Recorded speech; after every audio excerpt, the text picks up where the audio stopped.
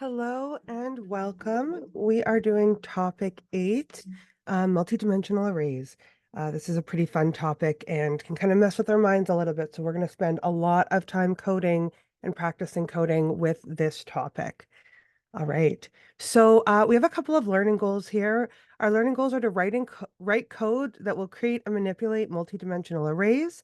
Given a piece of code, we should be able to draw a diagram that represents the state of the references in memory of a multidimensional array, and also writing code that can create and manipulate ragged arrays. So those are all the things that we're going to cover in this video. And then I have an additional learning goal right there in the middle there, not bolded, writing code that reads and manipulates multidimensional array information from a file. And so in my second video, I'm actually going to be reading in information from a file and storing it in multidimensional arrays and objects and things like that. So this is the only video that actually has new content. The second video of this series is only going to be a really big coding example. Okay, so let's talk about multidimensional arrays. Data often needs to be organized into a matrix of rows and columns. So here are some examples, thinking of tic-tac-toe, chessboards, Sudoku puzzles, mazes. Those are all rows and columns, sort of information stored as such. But of course, there are situations where we could have more, like 3D modeling of spaces or of data, of course, or more even, right? And ND, we could have 4 dimensions, 5 dimensions, just depends on the data we're trying to model. So let's say for a second, and this is going to be the example that we do in the second video, that we're going to record high and low temperatures in Winnipeg for every day of last year. We would need an array of arrays. In order to do this properly, we would need an array of arrays, because for every high-low data, which we could say is integer information or double information, right? There's a high and a low, so that could be an array of two elements, would need to be stored in a day, and then for every day in a month, and then for every month in a year. In fact, it would look something like this. So what we can see here is we'd have an array of months of the year, where array at spot 0 is January, array at spot 1 is February, et cetera, et cetera, et cetera. And then within each of those arrays, we would end up with an array of dates. So array at spot 0, 0 would be January 1st. An array at spot 0, 1 would be January 2nd. An array at spot 11, 0 would be December 1st. And we could do this all the way across. And then within each of those days, we would have an array of size 2, a high and a low temperature. So the array at spot 0, 0, 0 would be the high temperature on January 1st. The array at spot 0, 0, 1 would be the low temperature for January 1st. The array at spot 1, 27, 0 would be the temperature on February 28th, the high temperature on February 28th. It's hard to do when I don't have it in front of me, like the indexes. So we really are storing an array inside of an array inside of an array. And this totally works and is fine because arrays can hold any data type, even arrays. So let's imagine for a second, what is the low temperature, or what was the low temperature on April 14th? Well, we'd go down to the April array, which is going to be in spot 0, 1, 2, 3, because it's the 4th month and indexes start at 0. So array at spot 0 is January, array at spot 1 is February, spot 2 is March, and spot 3 is April. So we can see right up here, if we had an array temps in 2023, we go to the third index, which is right here. Then we're going to go to the 13th index to get the 14th day. Again, it starts counting at 0. So we go all the way in 0, 1, 2, 3, 4, 5, 6, 7, 8, 9, 10, 11, 12, 13. And then if we want to know the low temperature, that's going to be in index spot 1. So it's right here. So we can sort of see at a very high level what's happening here. We have our array, and it's going to go from the highest index, like the highest array abstraction level, to where the data actually is being stored. And it's declared something like this: double array, temps in 2023. And this gives us, this first array bracket talks about the months, this one talks about the days within a month, and then this one talks about what the high-low is within a day within a month. Hard to wrap our heads around, especially when we're looking at 3D data. So let's imagine, just to make it slightly more complicated, only for a second, imagine if we wanted to model this for every province in Canada. We would have to turn this potentially into a 4D array so that for each province, there's an array that holds each month's data for that year. And within each month, we're going to hold each day. And within each day, we're going to hold each high-low. Super confusing, but we can see how modeling data like all of this could grow and grow and grow, right? Imagine if we were doing more than 1 year, more than one country, we could see how we could end up with arrays of arrays of arrays of arrays. Okay. So let's dial it back to 2D arrays where we're actually going to spend most of our time. So in Java, we can have an array of integers, doubles, Boolean, strings, people, capital P, right? Like a person array, so objects. So we can have an array of arrays. That's totally fine. So here's an example of an integer array and how it would be modeled in memory. So we have the line right here that says integer. Instead of just integer array, we're saying integer 2D array called x, and we're giving it a new integer value. And then rather than just putting one value in here that signifies the number of elements, we need to signify the number of elements for both of the levels. So there are going to be 3 rows, and within each row, there are going to be 3 elements or 3 columns. So what we can see happening here is that our X is going to store the reference memory address. And at that memory address, we have an array. We have an X at 0, an X at 1, and an X at 2, just like you would expect. Except instead of having an integer at X at 0, we have another array. And instead of having an integer at X at 1, we have another array, and so on and so forth. And each of these have memory addresses that take us to another array. So then X at 0, 0 takes us right here. And this is where we're actually housing our int data. X at 0, 1, X at 0, 2, X at 1, 0, 1, 1, 1, 2, etc. So we can actually see exactly how this is stored in memory because we can see the memory addresses and where they're referencing to. So if we did want to say just X at 0, the way that we used to do when we had a single int array X, what we would actually end up getting isn't an int, but an entire array.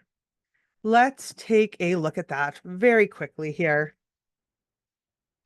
Int array X is 1, 2, 3. And when I say X at 0, whoops, we're going to call this X1 because it's a 1D array, just a regular array. X at 0 gives us the value 1.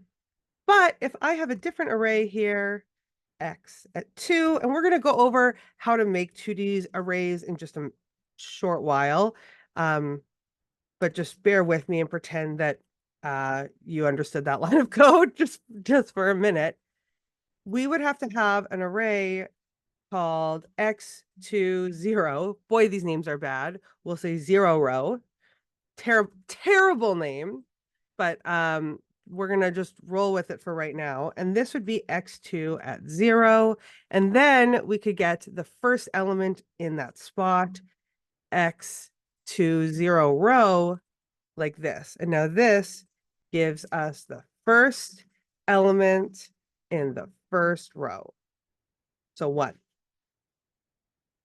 Let me move my floating meeting controls so that I can run this. We can see exactly what's happening right there. So we can actually see that happening. So this actually is returning the entire array. So if I didn't write it like this, but instead tried to reference 0 the same way I did before, just so we can see what we're actually going to get is a memory address, because that is an integer array. That whole thing is an array. It's not a single position.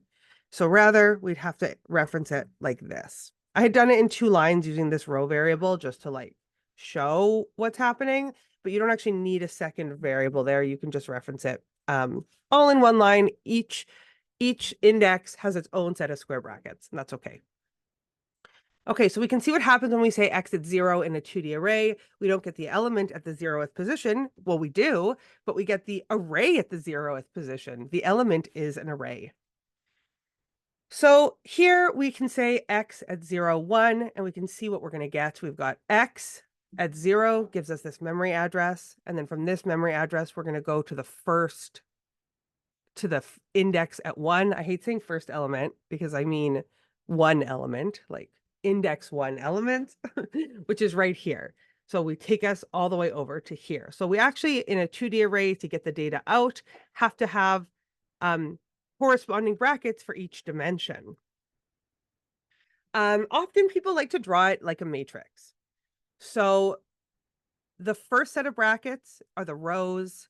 The second set of brackets are the columns. And so I've done some color coding here. Apologies if they're not colorblind friendly. I did the best that I could.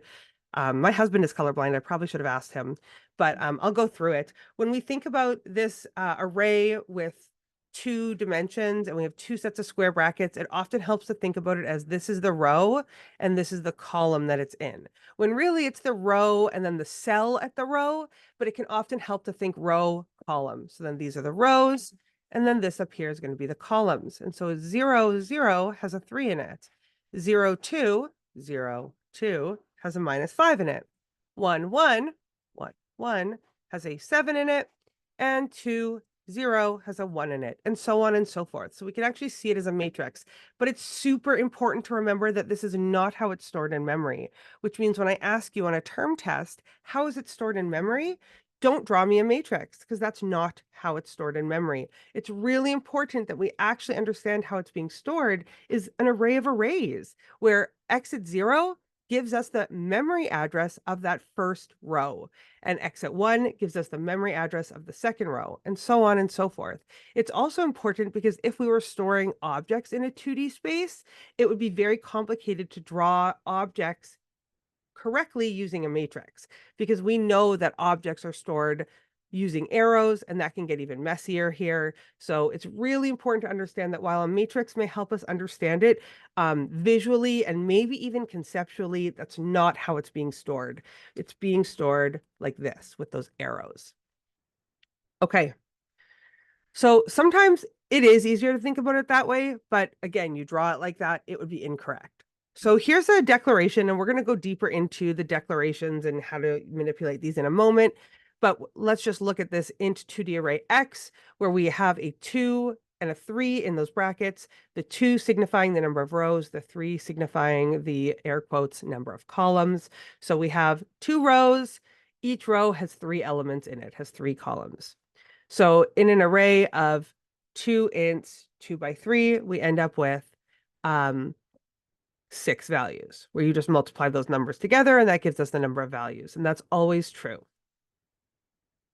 Before we go past that, I actually am not as prepared as I want to be to do the next thing. I am going to go ahead and where are my meeting controls? I'm going to go ahead and I'm going to share my iPad screen for a second because I want to draw something for you so that you feel really, really comfortable with understanding exactly what I would be looking for in this situation where I am asking you a question on a term test, or your instructor is asking you a question on a term test. So let me grab my iPad.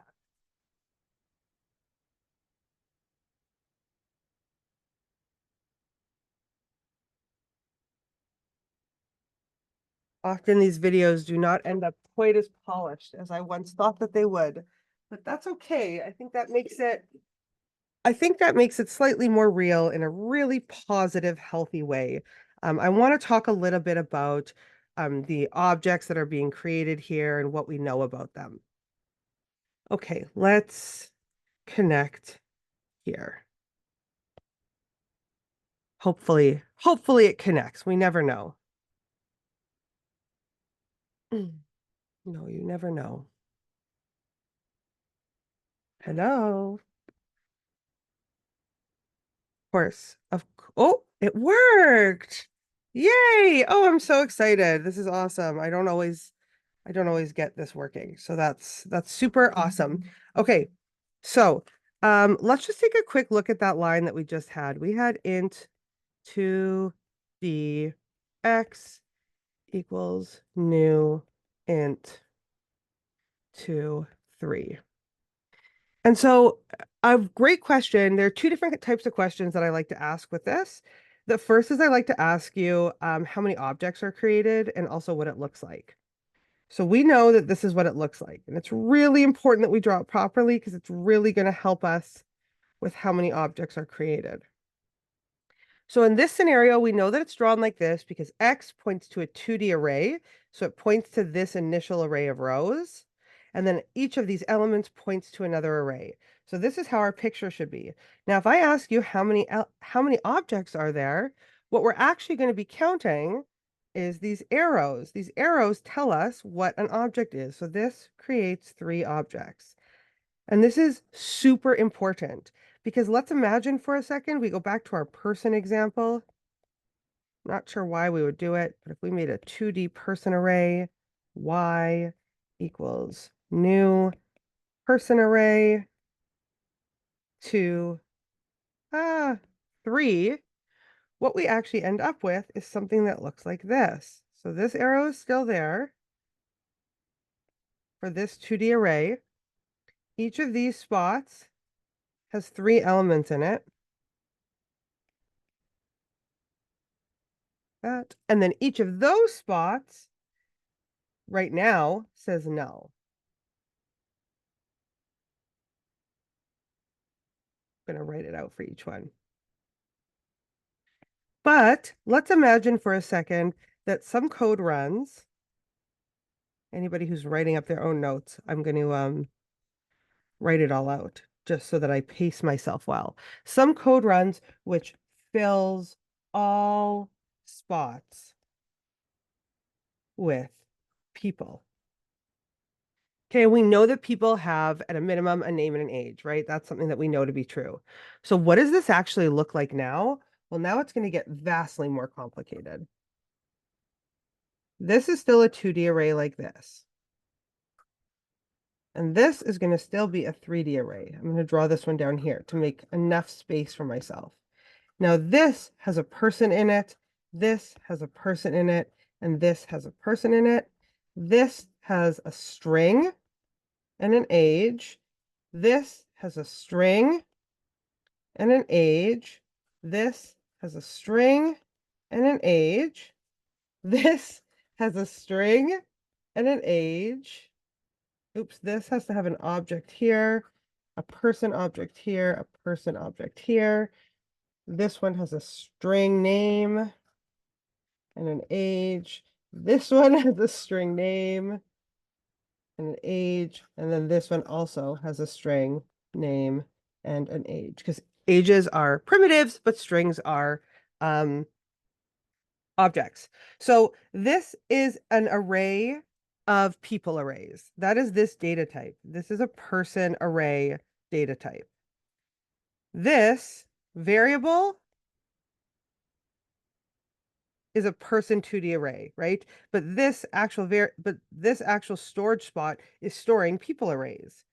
Each of these people arrays are just storing, each spot has a person in it, right? So this one here has a person array, a person array, a person, a person, a person, a person, a person, a person. Each of these are people. And what is inside the people? Well, strings are inside the people and ages. And strings are objects. Each of these, oh, I've already used purple. Brown? Gross, but that's fine. Each of these are also technically objects then. Immutable objects, but objects all the same. Oh no, I missed one of my people in orange. Missed this one. So now how many objects are created? So we went from 6 objects where we were just counting for primitives, and now this problem space just got a heck of a lot bigger. So now we have this object, we have this object, this object, this object, this whole thing is an object. Each of these is an object. Each of these is an object. This is an object. Each of these is an object. This is an object. This is an object. This is an object. 1, 2, 3, 4, 5, 6, 7, 8, 9, 10, 11, 12, 13, 14, 15. There are 15 objects here. This is much harder for us to visualize in our brain. So drawing this stuff out suddenly makes it a lot more I want to say simple to understand, but I'm looking at this picture and I want to laugh at saying it's more simple. It allows it to be a little bit clearer had I drawn it a little bit nicer, but there is a reason why we do draw things out. We can now see that reason here. Okay. Let's head back over to some of our notes about this. Okay, so a reminder for more than two dimensions, right? More than two dimensions aren't really rows. This is R, but I'm gonna fix it. Aren't really rows and columns anymore, right? They're not really, oh, that's the wrong button. Hide floating meaning controls, present. They're not really rows and columns anymore, right? It's no longer a matrix. And this is why it's so important that we don't just visualize it as a matrix. Because if we do, it's going to be way harder for us to visualize more dimensions than just two. So when we make our multi-dimensional array, it's important that when we declare it and we use it, that we know what level we are on and how each of those levels interact with each other, right? So it's a good thing we've drawn this out so that we can have a really nice picture in our brain about it. So let's talk about actually now creating and accessing it. Everything up till this point was just sort of theoretically what it looks like, what we could use it as, things like that. But let's actually talk about the code itself. So we now know that we're going to declare the data type that's housed at the very end level of this data structure, along with however many square brackets there are for the number of dimensions. So string array is a 3D array of strings. We can also say it as an array of 2D arrays, and those 2D arrays are arrays of arrays, and each of those arrays have strings in them. Do you love the smiley face? 3D array of strings, or an array of arrays which contains an array of strings. An integer or an int 2D array, int array is going to be a 2D array of ints or an array of integer arrays, right? And then each of those arrays have ints in it. And just like a 1D array, when we have the right side square brackets, we need a number on them on the left side, right? Or sorry, when we have the left side square brackets on the right side, when we instantiate it, we need to put numbers in there. And there's some rules around those numbers and which ones can even be left blank, which we'll talk about later. But for right now, let's just look at what it actually means right here. Here we have a string 3D array called A, and it is a new string array with 4 rows of elements of 2D arrays. And then each of those has a 2D array in it, which has 10 rows by 2 columns, right? An array with 4 spots. Each index has an array with 10 elements in it. Each of those elements is a string array with 2 spots. And then each of those spots is a string.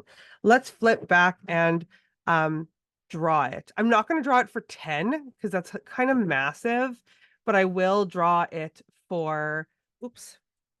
I will draw it for like 4, 3, 2, let's say, just so that we can draw it and understand how many cells are there, because it really is a fantastic examination question. I truly love this exam question more than anybody should, but it really helps me make sure that you understand exactly what the structure looks like, what this data structure looks like in memory.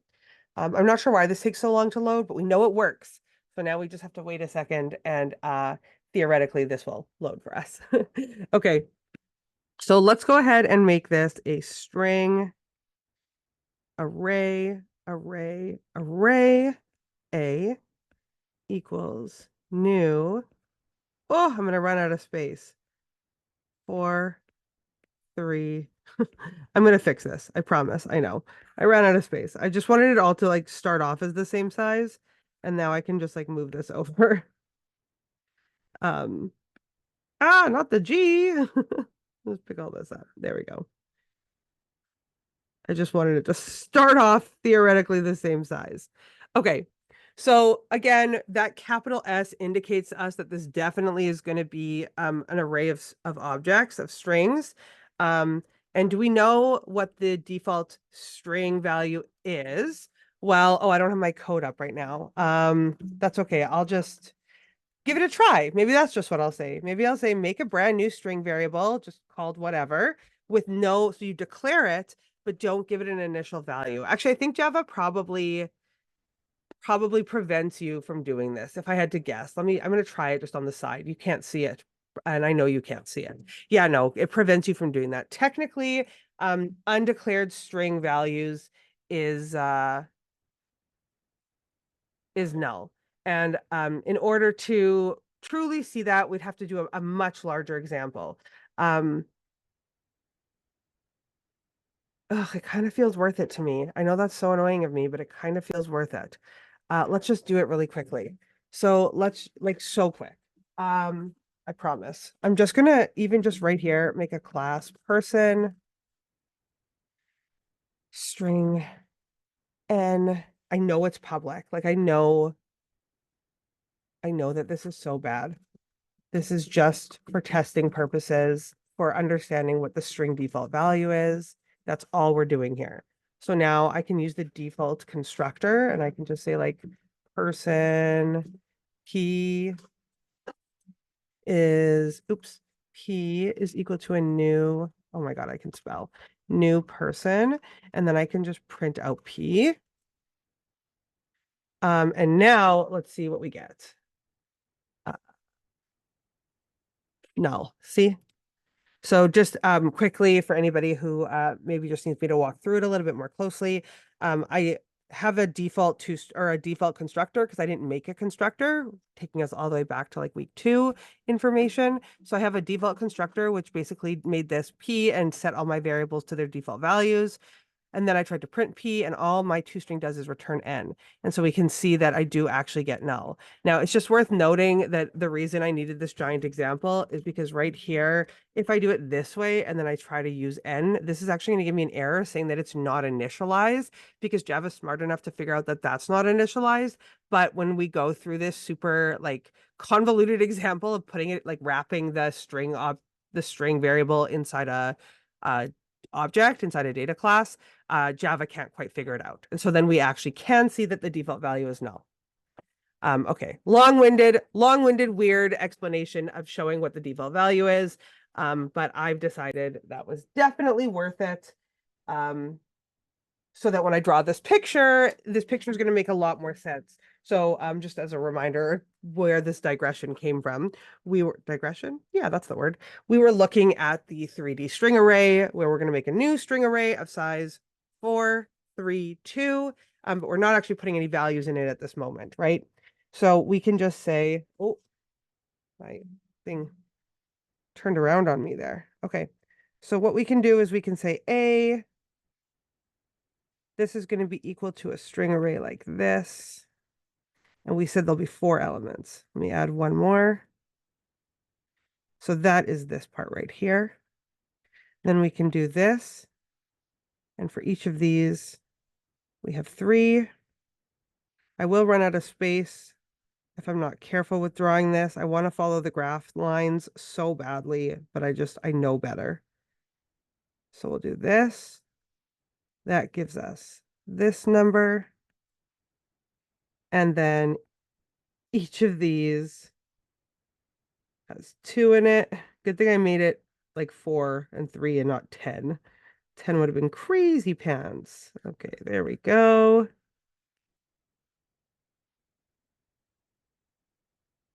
Okay. So now my question to you would be, I have a few questions that I could ask you about this, right? And each of these currently holds null, right? That's the default value for each of these. We know that that's the default value. We just saw it's going to be the default value. So there isn't actually an object being stored in here yet. So that can make for trickier questions. So let's look at some of the questions that I could ask about this. Question 1 that I could ask is, of course, how many objects are created by this line of code? How many, try and figure it out while I write this out. Objects are created by this 3D declaration slash initialization.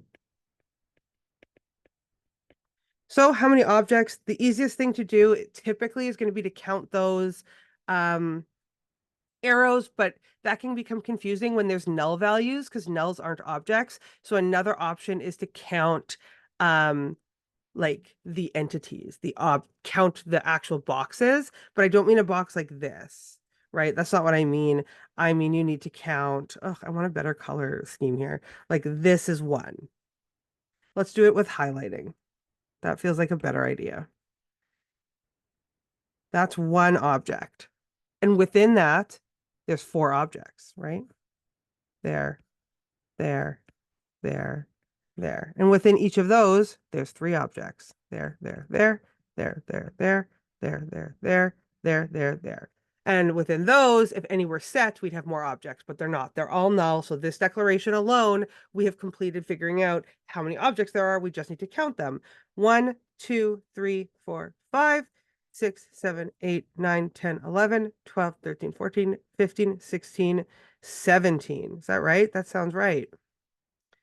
I'm going to write that down here in pink. 17 objects. Now, yeah, there is some math that we can do with this to figure out how many objects we have, because before what we were doing to figure out the number of objects, we didn't really have a formula, but there actually is a way to figure it out by just like multiplying and adding numbers that come from up here, because a reminder that this times this actually will be the number of objects.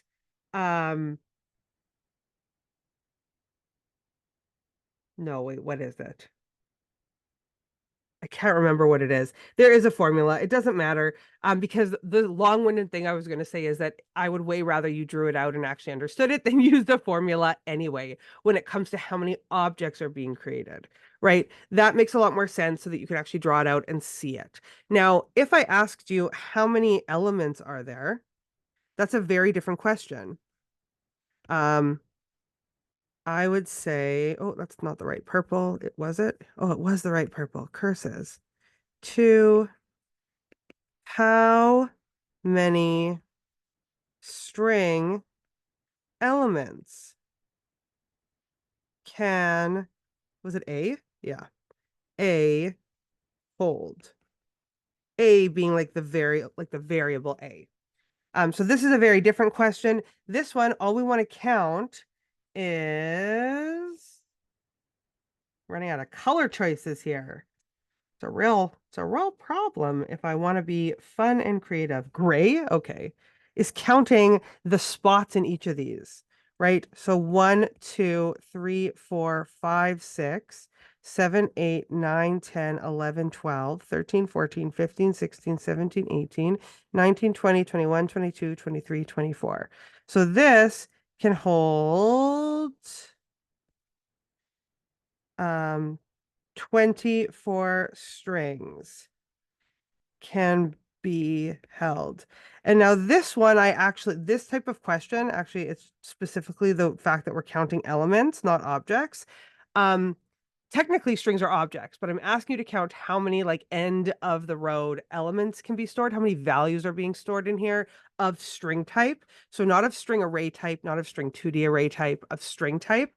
All we have to do is multiply these three numbers together, and that gives us the number of elements always. So 4 times 3 is 12, times 2 is 24. But notice the difference in question. One is how many objects are being created overall, and this one is how many string elements are being created. Now, I could ask more questions. I could ask you how many string array elements are created. I could also ask you, and I'm going to do both here at the same time just to make our lives easier, how many string 2D array elements are created? And finally, how many string 3D array elements are created? I ran out of room. My writing got messier. Okay, so how many string 3D array elements are created? Well, just one. There's just the one 3D array element. That's easy enough for us. One, that's the whole thing. Now, how many 2D array elements are created? Well, this is a 2D array element. This is a 2D array element. This is a 2D array element. And this is a 2D array element. So there are 4. right? That's actually just this number right here. That tells us that there's going to be 4 3x2 arrays. This tells us that for each of those, there'll be 3 2-element arrays. That's what that actually means. So then when I ask you to tell me how many single arrays are there, if you didn't figure it out by recognizing that you can just do this math, you could always just look at them and you could say, well, how many single arrays are there? That's a single array, that's a single array, that's a single array. There's 3, there's another 3, there's another 3, there's another 3. In fact, for every single 2D array, there's 3. And there's 4 2D arrays. So 4 times 3, like I said, you can multiply those numbers. You end up with 12 string array elements. Ah, there we go. So we can see how drawing it out can be really, really beneficial for us. We can also see exactly how we would answer this kind of a question, which is sure to show up at some point during your illustrious computer science degrees. Because we love this kind of a question. It really helps me dig deep and see if you understand what's going on. Okay. Cool. Let's flip back and look at this. So we've now seen how to create arrays of different sizes and what they look like. And now, of course, when we want to access it, we actually already talked about this. We talked about accessing element basically walks us down this path of these arrays until we find it. So if we try and put an inside the Y element into array Y equals X at 0, we're making a shallow copy of X at 0. So X at 0 has a memory address of 2, which means Y will have a memory address of 2, and we can see them both pointing to the same spot. And if we say X, or if we say int Z is equal to Y at 0, we will follow memory address 2, and we will go and find the element at that spot, which happens to be the same as X00, right? Because of these shallow copies. So we can actually see that. I am not drawing this out for me. I mean, I am a little, but I'm also drawing it out for you. One of the most common things that I see happen is when we're working on questions that have to do with multidimensional arrays, I'll see students like look up in the air and like wave their hands around as they're trying to like map it out. I'm not sure why. Instead, let's draw in the real world, physically, the picture that we're trying to mind map in the air above us. Because once we draw it out, it becomes a lot simpler for us to follow those arrows and figure out exactly what's going on. An interesting side note, I won't like ask you a question about this ever, but there technically is a limit, but there's practically no limit to the number of dimensions you can have. I've shown you 2D and 3D, and I've even given you a theoretical suggestion of when a 4D array would make sense. But you could actually go up to 255D. So you could have 255 dimensions. Nobody needs that. But yeah, it is technically a thing you can do. And if you go and click on this link later, you can actually go see a very, very silly illustration, visualization of like a massive dimensional array. It was just pretty silly. So point being, there really is a limit, but like for our like for all intents and purposes, we don't really need to worry about a limit because we'll never hit it. So I did show this just on my own, like as I was just coding, but I didn't actually explain it. Just like an array can be hard coded, which we've seen before, we can hard code 2D arrays. We just have to have comma separated arrays inside an array. So this actually is really intuitive if you think about it. We made an array like weeks and weeks and weeks ago. We learned how to hard code an array, like int array x equals curly bracket 1 comma 2 comma 3 comma whatever. We just had int comma separated ints inside curly brackets to make an array. That hasn't changed. We just now need to do that with arrays of arrays. In fact, it's a little recursive because we can just make an array of arrays or an array of arrays and so on and so forth until we hit an actual value. We can see how multi-dimensional array problems probably could be done recursively in lots of scenarios. So here, when we make an array of arrays, we first make an array at spot 0, having 1, 2, 3, having that array in it, and then X at spot 1 has the array 4, 5, 6 in it. And so it will translate to rows. We're making rows. We're making arrays of the data, and that the first index of that 2D array is our row. And so we can sort of see how that translates into a picture. We're going to talk more about ragged arrays or rows being different sizes later, but we can see right here a perfect example of what that would look like. So int array y or int 2D array y could have two different sized arrays in it, where the first array, so y at spot 0 has a 1, 2, like is only 2 elements, and then array it's like y at spot 1 would have 3 elements. So this is called a ragged array. We're going to talk more about it later. There literally doesn't exist a spot 2 in that first row, in like index 0. This doesn't actually exist. So if we ever tried to say y at 0, 2, we'd get an index out of bounds exception. But if we said y at 1, 2, we would get 5. Works exactly as you'd expect it to, but we'll talk more about it later. Okay, so when we're using the new keyword, just like we were doing before, right? Int array a equals new int 2 by 4 or whatever. It will make two arrays, each an integer array with 4 elements in it, right? So it makes this int array object. And we know that. However, if we don't necessarily know what size of arrays we need inside the big array, we can actually leave them unallocated, just like this. So you can only leave smaller arrays unallocated. You can only leave the last dimensions unallocated. You must first give a k greater than 1 size. There has to be at least one number here, and then all subsequent arrays can be smaller. We can see it here as well. You could have just had int 5D array a is equal to new int 3, and then all these could be blank, or 3, 5, all these could be blank, 3, 5, this number, these two could be blank, 3, 5, this number, and this could be blank, or they could all have numbers. Okay, why would we do this? Let's just think back really quickly to my very, very first example where I gave you, I'm actually going to go to it, this picture right here. You'll notice I actually did this very intentionally, where I put like, oh, January at 1 would be here, January 2 would be here, January 3, et cetera, all the way up to January N, which has 31 days. I had to sing that like 30 days has September, April, June, and November. All the rest have 31, except for February has 28. And then on a leap year, it's 29, whatever. Point being, I specifically picked this one to show like Jan 1, Jan 2, etc., and this one to be September 1, September 2, etc., because I put it that it went to Jan N and Sept N, and so N being the same value, because September, 30 days has September, April. Oh my God, I didn't do a good job of this. This has 30 days and this is 31. This should have been N plus 1, and this should have been N. Because, of course, in this scenario, this is such a long digression.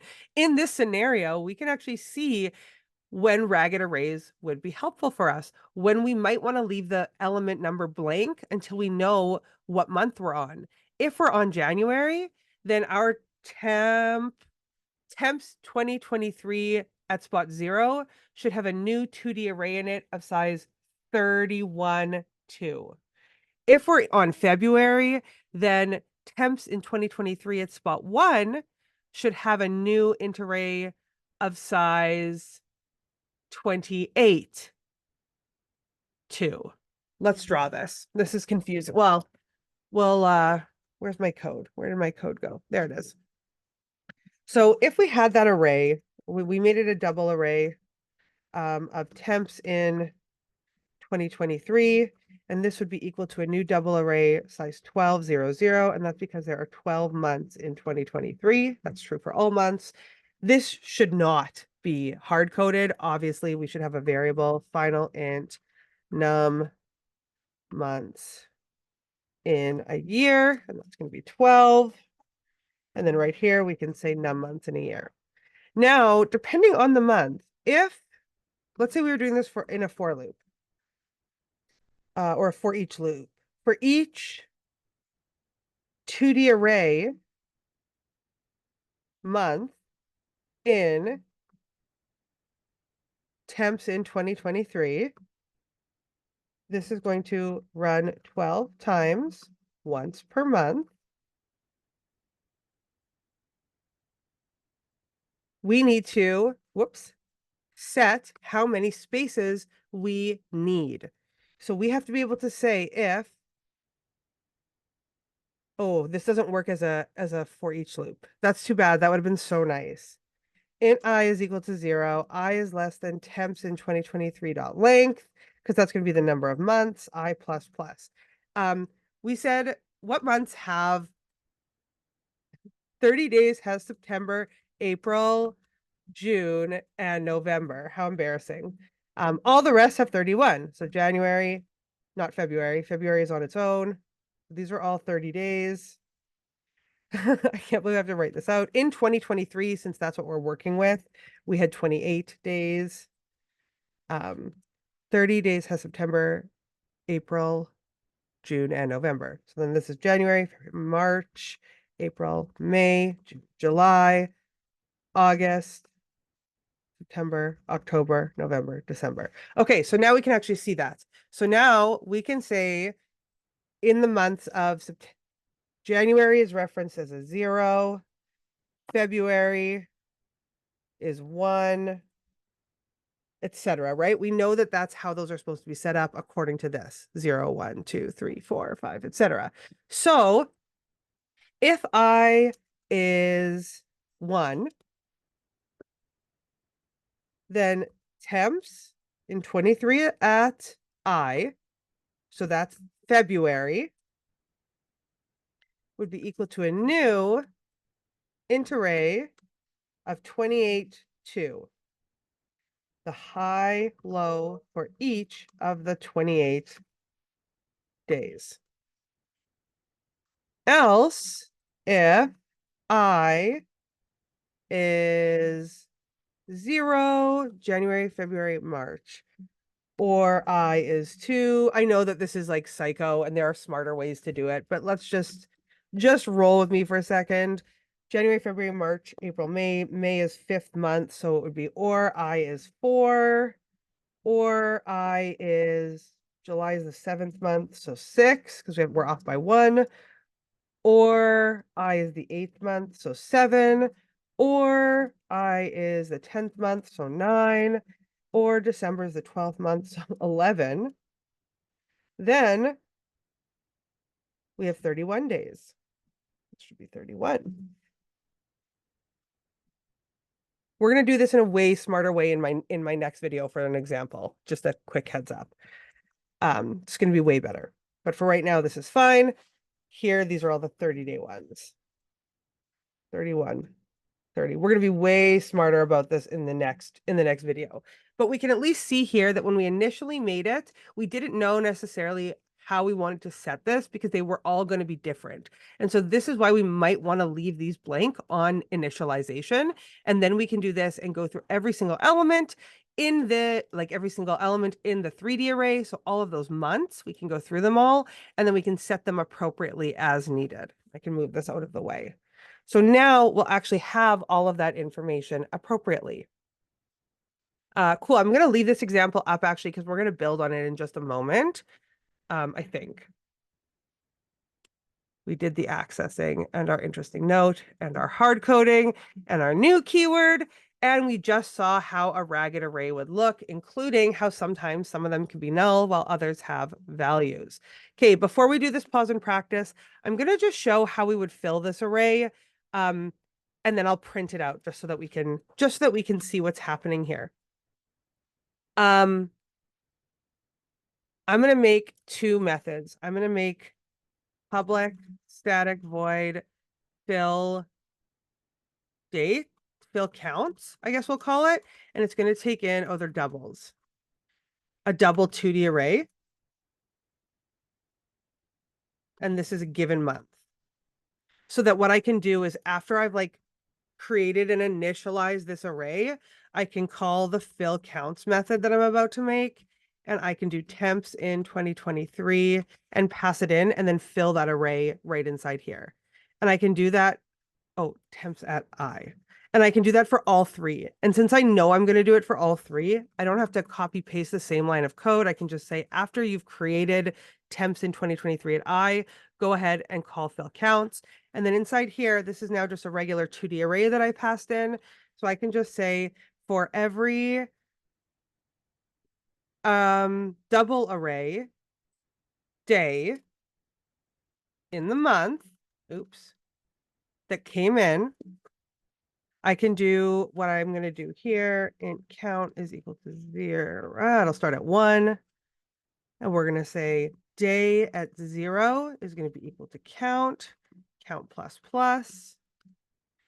Day at 1 is equal to count plus plus, right? Because this is going to be the high for a given day, and this will be the low for a given day. Now, I completely understand that when you watch me code something like this and you're like, wow, she just knows exactly what she wants to do. And I didn't put a lot of comments or sit down and think about it ahead of time, that you might think that you're not supposed to do that.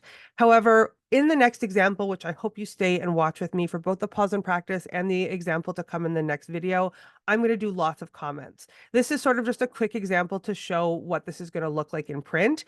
But in my pause and practice that I'm about to do, and in my next video, I'm going to have a much more involved process so that you have an opportunity to actually see how to sort of think critically about these problems. So let's just also add, given all that, let's just also add a public static void print all method, and it's going to take in the whole year of data. I'm going to call it year just to make my life a little bit easier. So then after I finish, I'm just going to comment, I'm going to take this stuff that we did earlier and move it out of the way. That was all. And I'm literally going to like comment it all out because I'm not using it right now. Okay, cool. So then what I'm going to do is at the very end here is I'm going to print all. And this is my temps in 2023. And that's going to come in right here with my double array. So what I'm going to do is I'm going to go through every single element in here. So for every month, for every day, print the highs and lows. And since this is always, the internal array always has 2 elements, this makes it a lot easier for us to do this with only 2 for loops, but you could do it with 3 for loops also. If you didn't only have 2 elements on the inside. I'll do that first. So for each of the double arrays, which are our months, oops, it's a double array. In our year, I'm all about the for each loops. For each of the double arrays, which is a day, in a month,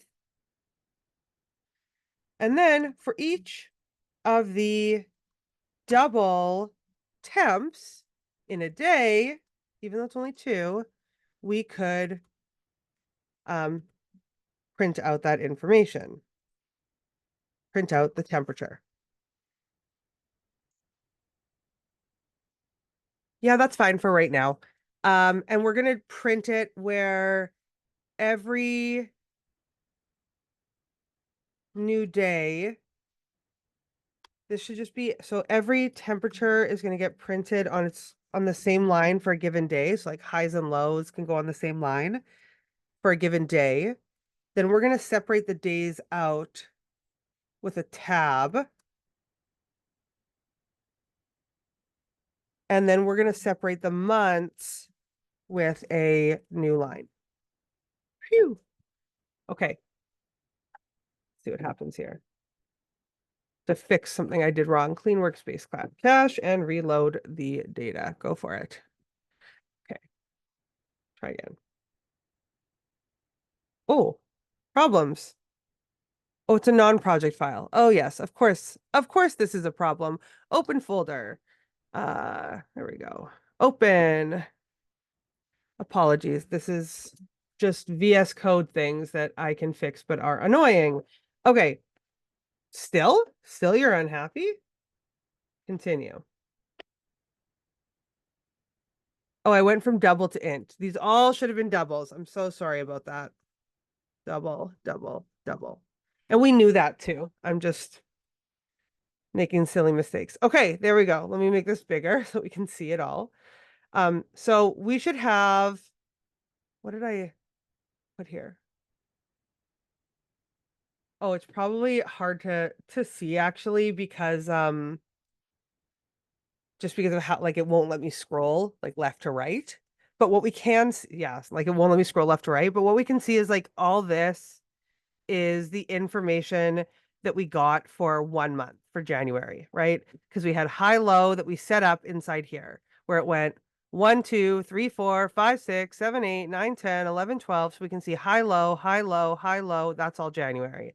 Then we can see the numbers reset. So February, this is March, April, May, June, July, August, September, October, November, December. So we can actually see what that looks like. Now, what I probably actually would do is not make this inner for loop run this way.